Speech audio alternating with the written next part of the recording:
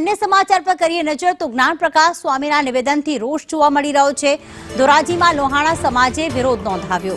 જ્ઞાન પ્રકાશ સ્વામી માફી માંગે તેવી લોકોએ માંગ કરી છે। માફી ન માંગે ત્યાં સુધી વિરોધ કરવાની ચીમકી ઉચ્ચારી છે।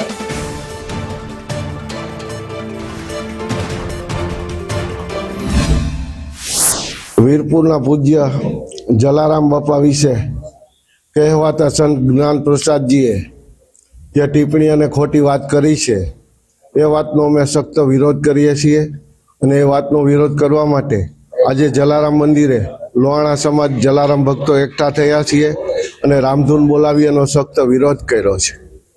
આજે કહેવાતા સંતે જે ભાષા વાપરી છે એનાથી જલારામ ભક્તો અને દેશ વિદેશમાં વસતા જલારામ ભક્તો અને લોહાણા સમાજની ખૂબ લાગણી દુભાણી છે, જેથી એ વીરપુર આવી અને માફી માંગી લે એવી અમારી માગણી છે। અહીંયા ઉપસ્થિત થયા છીએ લોહાણા માદનવાડીએ અને સ્વામિનારાયણ સંત જે મહંત બોલ્યા છે કે જલારામ બાપા સ્વામિનારાયણ ભગવાનના કહેવાથી આ સદાવ્રત ચાલુ છે તે તદ્દન ખોટી વાત છે।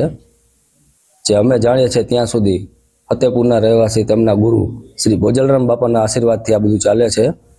જે આ ટિપ્પણી બદલ અમે તેને વખોડી કાઢીએ છીએ અને આજ રોજ મેં એવો સંકલ્પ કરેલ છે કે વીરપુરમાં જ્યાં સુધી તે આવીને માફી ન માગે ત્યાં સુધી હું ચપ્પલ નહીં પહેરું।